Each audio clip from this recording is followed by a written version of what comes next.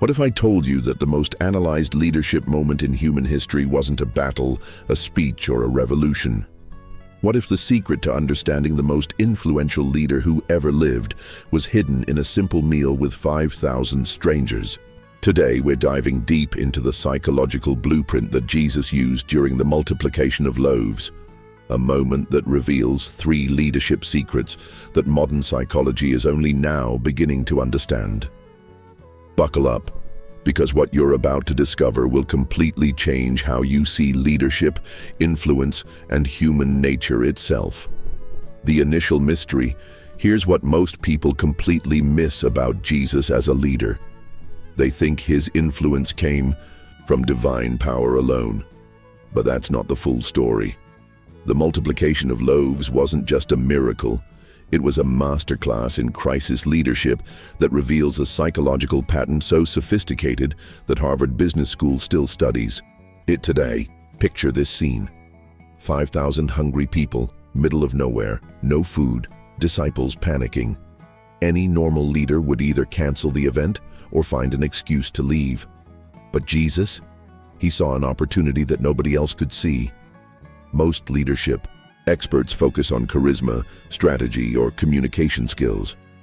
But they're missing the deeper psychological mechanism at play. When Jesus looked at that crowd of 5,000 hungry people, he wasn't seeing a problem to solve. He was seeing a community to transform. The conventional wisdom says that great leaders have all the answers. But here's the twist that changes everything. Jesus didn't start with a solution.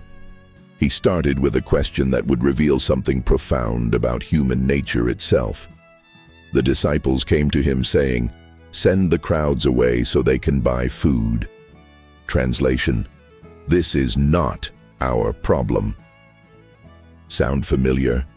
It's the same response we see in modern organizations when faced with overwhelming challenges. Pass the responsibility, limit the scope, protect yourself first. But Jesus responded in a way that defies every leadership manual ever written. Instead of dismissing the problem, he made it bigger. Instead of reducing responsibility, he expanded it. He told his disciples, "You give them something to eat." With 5 loaves and 2 fish for 5,000 people. This wasn't ignorance or wishful thinking. This was a deliberate psychological strategy that modern neuroscience is only now beginning to understand. When you expand a challenge beyond logical limits, something fascinating happens to the human brain. The analytical mind shuts down, and a different kind of intelligence emerges. An intelligence that sees connections, possibilities, and resources that logical thinking completely misses. Here's the psychological breakthrough that changes everything. Jesus was using what modern psychology calls impossible thinking, a cognitive strategy that bypasses our brain's built-in limitation mechanisms. When we face impossible challenges, our brains typically activate what researchers call the impossibility firewall, a mental barrier that immediately shuts down creative problem-solving to protect us from wasting energy on hopeless situations. But Jesus understood something that took psychologists 2,000 years to discover. This firewall isn't just a limitation, it's also a gateway. When you deliberately push beyond the impossibility threshold, you don't just break logical thinking, you activate a completely different neural network. The same network that drives breakthrough innovation, artistic inspiration, and what we now call flow states. Look at how he orchestrated the entire event. First, he had the people sit in groups of 50. This wasn't random crowd control, it was psychological engineering. By creating small, organized groups, he transformed a chaotic mass into a structured community. Each group had natural leaders, shared responsibility, and social accountability. Suddenly, 5,000 strangers became 100 connected teams. Then came the moment that reveals his true genius. He took the 5 loaves and 2 fish, looked up to heaven, and gave thanks. This wasn't just religious ritual. It was a masterclass in reframing. By expressing gratitude for what seemed inadequate, he was modeling a fundamental leadership principle. Abundance thinking starts with appreciating what you already have, not focusing on what you lack. But here's where it gets really fascinating. Historical records suggest that many people in that crowd likely had food with them, travel rations, hidden snacks, emergency supplies. The cultural norm was to hoard your resources when faced with scarcity. But when Jesus began distributing the few loaves and fish with complete confidence, something psychological shifted in the crowd. His absolute certainty that there would be enough created what social psychologists now call contagious confidence.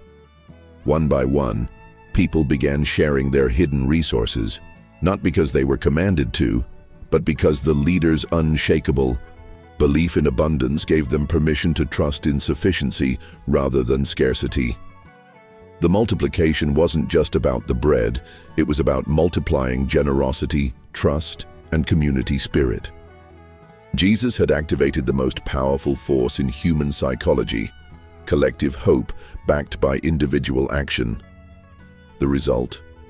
Not only did everyone eat until they were satisfied, but there were 12 baskets of leftover fragments. 12. Exactly. One for each disciple who had initially said it was impossible. The lesson was unmistakable. When you lead with abundance thinking in the face of scarcity, you don't just solve the problem, you create surplus beyond what anyone imagined possible. Think of leadership like conducting an orchestra. Most leaders think their job is to have the best instruments, the perfect music sheet, and ideal conditions. But Jesus showed us something different. He grabbed a broken kazoo and a triangle, stood in front of 5,000 people who'd never played music before, and somehow created a symphony. The secret wasn't in the instruments, it was in the conductor's absolute belief that beautiful music was possible.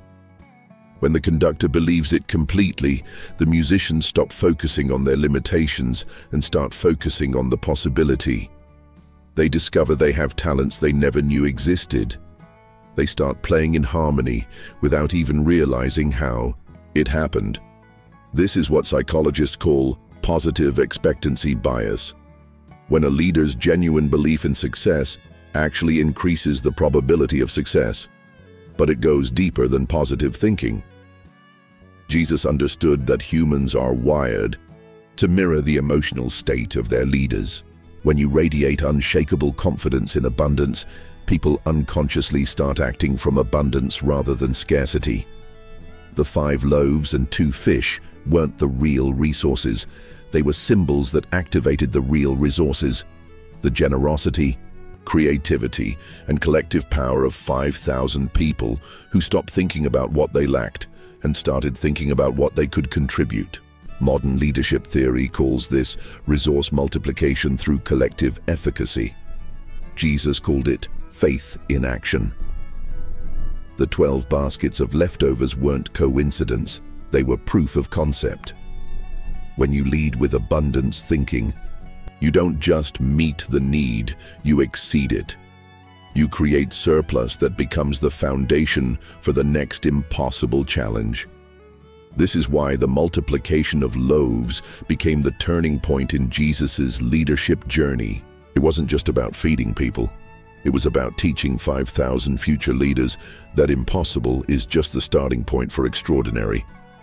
If this is blowing your mind, hit that like button so more people can discover these hidden truths. But wait, because the second case is even more shocking. The deepening. But here's where the story gets even more psychologically fascinating. After the multiplication miracle, something unexpected happened that most people completely miss. Instead of capitalizing on his success, instead of gathering his newfound followers into a movement, Jesus did something that seems to defy every rule of leadership momentum. He immediately withdrew to a mountain alone and sent his disciples away by boat. Why would the most successful leader in history deliberately break up the party at the peak of his influence? This is where we discover the second psychological secret that separates transcendent leaders from ordinary ones. Most leaders, when they achieve a breakthrough success, immediately try to leverage it for maximum advantage. They gather the crowd, build the organization, scale the impact. It's logical, it's strategic, and it's exactly what modern business theory would recommend. But Jesus understood something profound about human psychology that modern neuroscience is only now confirming. Peak experiences create a dangerous psychological trap. When groups experience something extraordinary together, they become addicted to the emotional high. They start chasing the miracle instead of understanding the principle behind it. They want to recreate the magic without doing the inner work that made the magic possible. Jesus recognized this pattern and knew that if he allowed the crowd to stay, they would transform from learners into dependency addicts. But there's an even deeper psychological insight here. Research in social psychology shows that groups that experience intense positive events together often develop what's called peak experience fixation. They become unable to function effectively in normal circumstances because they're constantly trying to recreate the extraordinary moment. Jesus saw this happening in real time and made a counterintuitive leadership decision that protected both the crowd and the movement.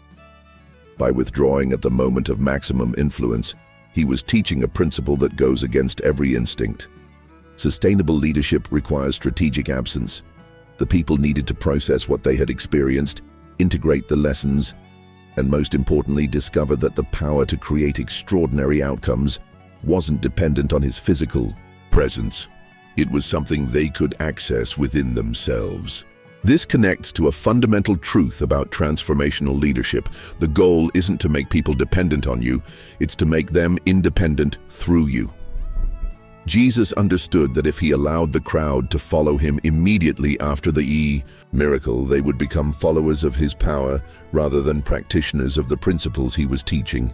The withdrawal wasn't rejection, it was the ultimate gift of empowerment. Here's the psychological breakthrough that changes how we understand influence forever. Jesus was implementing what modern psychology calls optimal separation theory. The counterintuitive principle that the most powerful way to cement learning is through strategic withdrawal at peak emotional states. When people experience transformation, their brains are flooded with neurochemicals that create intense euphoria but also cognitive confusion. They need processing time to convert the emotional experience into lasting behavioral change. But Jesus took this even further. While the crowd was processing their experience on land, he was creating a parallel learning laboratory for his core team on the water. The disciples were rowing across the Sea of Galilee in the middle of the night when a storm hit. They were struggling against the wind, exhausted, probably terrified. And then Jesus appeared, walking on water toward their boat. This wasn't a separate miracle, it was the second phase of the same psychological curriculum. The disciples had just witnessed him multiply resources for 5,000 people. Now, they needed to learn that the same principles applied when the stakes were personal and the resources seemed non-existent. On land, they had seen abundance created for others. On water, they would learn to access that same power for themselves. When Peter asked to walk on water too, Jesus didn't hesitate. "Come." Peter stepped out of the boat and actually walked on water until fear overtook faith and he began to sink. This moment reveals a crucial psychological truth. Our beliefs don't just influence our emotions, they literally alter our capacity to perceive and interact with physical reality. Peter's initial success proves that extraordinary capabilities are accessible to ordinary people under the right psychological conditions. But here's where it gets even more profound. When Peter started sinking and Jesus pulled him up, Jesus didn't condemn his failure. He used it as a teaching moment about the relationship between faith and fear. This demonstrates what psychologists call failure reframing, the ability to transform setbacks into data rather than judgments. The storm stopping the moment Jesus entered the boat wasn't just another miracle. It was a demonstration of what happens when crisis leadership principles are applied at the intimate team level. The disciples who had helped organize 5,000 people into abundance were now experiencing that same organizing principle applied to their own impossible situation. This sequence reveals Jesus' genius as a leadership developer. He created a two-stage learning experience where the disciples first witnessed transformation from the outside, feeding 5,000, then experienced it from the inside, walking on water. The multiplication of loaves taught them that scarcity is often an illusion. The walking on water taught them that limitation is often a choice. Modern cognitive behavioral therapy uses the same principle. First, you observe new possibilities. Then you practice them in increasingly challenging contexts until they become integrated into your identity. Jesus was doing systematic leadership development 2,000 years before psychology had the language to explain it. Imagine you're learning to ride a bicycle. First, your teacher shows you how it's done. You watch them ride smoothly, effortlessly, making it look simple. That's like the crowd watching Jesus multiply the loaves. You see that it's possible. You feel inspired. You think, I can do that too. But then comes the real test. Your teacher puts you on the bike and steps back. Suddenly, you're wobbling, struggling, falling down. The wobbling is like Peter walking on water, those first shaky steps where faith and fear are battling for control. Most people quit during the wobbling phase because they think falling means they're not meant to ride. But here's what Jesus understood that most teachers miss. The wobbling isn't failure, it's learning. Every wobble is your brain figuring out the micro adjustments needed for balance. The falls aren't setbacks, they're data. When Peter started sinking, Jesus didn't say, "You're not cut out for this." He said, "Why did you doubt?"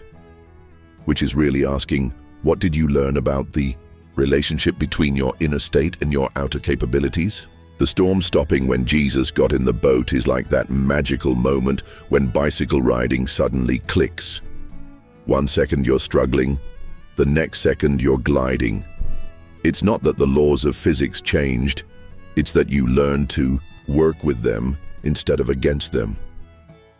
The disciples realized that the same principles that created abundance for 5,000 people could create safety for 12. This is why Jesus withdrew after the feeding miracle. A good bicycle teacher doesn't ride alongside you forever. They gradually increase the distance until you discover you can balance on your own. The disciples needed to experience their own walking on water moment to understand that the power wasn't in Jesus' presence, it was in the principles he was teaching them to access. The 12 baskets of leftover bread weren't just surplus food, they were training wheels.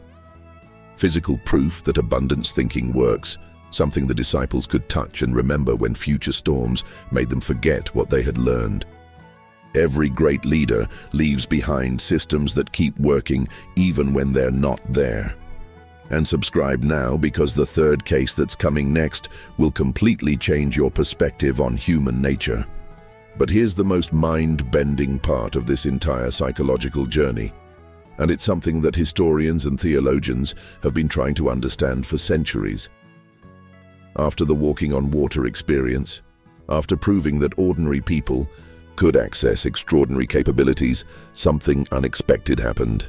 The crowds found Jesus again, and instead of being grateful for the free meal and inspired by the possibilities, they made a demand that reveals the darkest aspect of human psychology. They wanted him to be their king, not their teacher, not their guide, their king. This is where we discover the third and most crucial psychological secret that separates transformational leaders from cult leaders. And it's a distinction that modern psychology is desperately trying to understand in our current era of influencer culture and social media manipulation. The crowd had experienced genuine transformation. They had tasted abundance, witnessed the impossible, felt the power of community. But instead of integrating these lessons into their own lives, They wanted to outsource that power to someone else permanently. Jesus' response to their demand is one of the most psychologically sophisticated leadership moments in recorded history. Instead of accepting the crown, instead of leveraging their enthusiasm into political power, he gave them what scholars call the bread of life discourse, a teaching so challenging that it drove most of his followers away. He told them that the real nourishment they needed wasn't physical bread, but a complete transformation of their relationship with reality itself. Why would a leader deliberately alienate his largest audience at the peak of his influence? This seems to violate every principle of movement building, every rule of charismatic leadership. But Jesus was operating from a psychological understanding that goes deeper than influence or persuasion. He was distinguishing between followers who wanted transformation and followers who wanted transaction. The crowd wanted a leader who would continue providing solutions to their problems.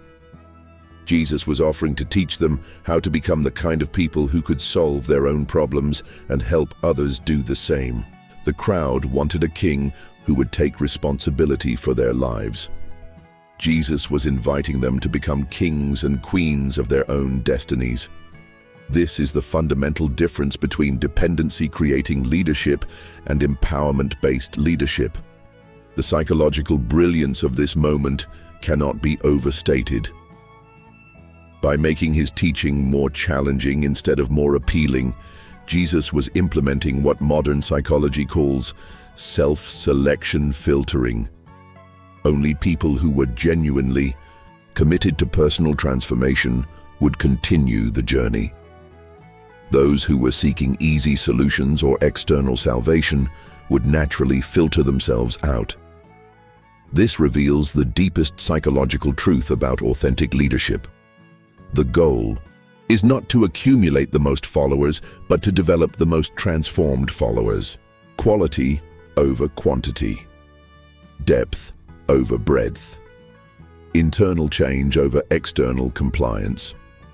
Here's the psychological breakthrough that redefines everything we think we know about influence and transformation. Jesus was demonstrating what modern neuroscience calls neuroplasticity activation through progressive challenge. The principle that lasting change only occurs when the brain is forced to create new neural pathways through increasingly difficult experiences that cannot be solved with existing mental models. The multiplication of loaves activated abundance thinking. Walking on water activated faith over fear. But the bread of life discourse activated something far more profound: the willingness to evolve your fundamental identity. When Jesus told the crowd, "Unless you eat my flesh and drink my blood, you have no life in you," he wasn't being literal. He was using what psychologists call cognitive dissonance creation to force a complete paradigm shift. He was essentially saying, if you want the kind of life I'm offering, you have to be willing to let your old identity die and be reborn as someone completely new. This is exactly what modern cognitive behavioral therapy and transformational coaching try to achieve, but Jesus was doing it at a mass scale with poetic language that bypassed analytical resistance. The disciples who stayed weren't more religious or more faithful than those who left. They were more psychologically ready for identity transformation. When Jesus asked the 12 if they wanted to leave too, Peter's response reveals the key insight. "Lord, to whom shall we go? You have the words of eternal life." Peter wasn't just expressing loyalty, he was acknowledging that they had crossed a psychological threshold where going back to their old way of thinking was no longer possible. This is what psychologists call the point of no return in personal development. The moment when you've experienced enough expansion of consciousness that contraction becomes more painful than continued growth. The disciples had tasted what it felt like to multiply resources, walk on water, and think beyond limitation. Returning to scarcity thinking would feel like psychological death. But here's the most profound part. Jesus knew that this filtering process was necessary for the final phase of his leadership development program. The 12 who remained would need to carry these principles forward after he was gone. They couldn't be dependency addicts looking for a magic provider. They had to become transformation agents capable of activating the same principles in others. The crowd that wanted to make him king was looking for external salvation. The disciples who stayed were ready for internal transformation.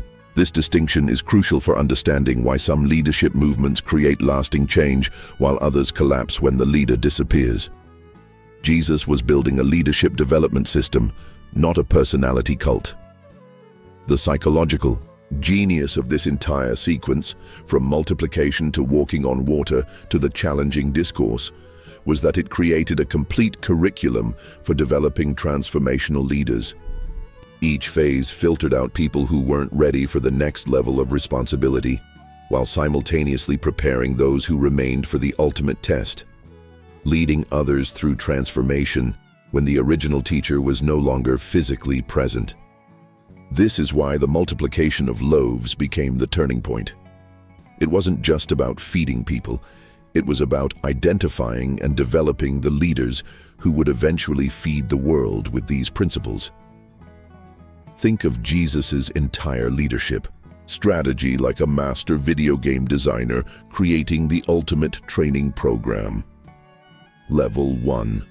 Watch abundance happen for others, feeding 5,000. Level 2. Experience supernatural capability yourself, walking on water. Level 3. Choose transformation over comfort, bread of life discourse. Each level eliminates players who aren't ready for the complexity of the next challenge. Most game designers try to keep as many players as possible by making each level easier and more entertaining. But Jesus designed a game where each level deliberately got harder, more demanding, more transformational. The players who quit weren't failures. They just weren't ready for what the final levels required. The crowd that wanted to make him king were like gamers who wanted cheat codes instead of skill development. They wanted the benefits without the transformation. The 12 disciples who stayed were like the elite players who realized that the real reward wasn't winning easily. It was becoming the kind of person who could master any challenge. This is why modern leadership development programs fail. They try to give people techniques and strategies without requiring identity transformation. They want to add new skills to old thinking patterns. But Jesus understood that extraordinary leadership requires extraordinary inner development. You can't multiply loaves with scarcity thinking. You can't walk on water with fear-based identity. You can't transform others without first being transformed yourself. The multiplication miracle was the entrance exam. Walking on water was the intermediate test. The bread of life discourse was the final qualification. Only students who passed all 3 levels were ready to become teachers themselves. When Jesus was no longer physically present, these 12 had the psychological foundation to activate the same principles in others. The 12 baskets of leftover bread weren't just surplus, they were the curriculum materials for the next class. Each disciple took their basket and spent the rest of their lives teaching others the 3-level transformation process: abundance thinking, supernatural capability, and identity evolution. The game designer became a franchise creator, multiplying not just bread, but bread multipliers. Here's the epic connection that ties everything together. Jesus wasn't just feeding people, he was creating a leadership development system that has influenced billions of people for 2,000 years. The multiplication of loaves revealed that abundance thinking multiplies resources. Walking on water proved that fear is optional and faith is practical. The challenging discourse demonstrated that true leadership filters for transformation over popularity. If these 3 cases exploded your mind, smash that like button and subscribe to not miss our next mysteries.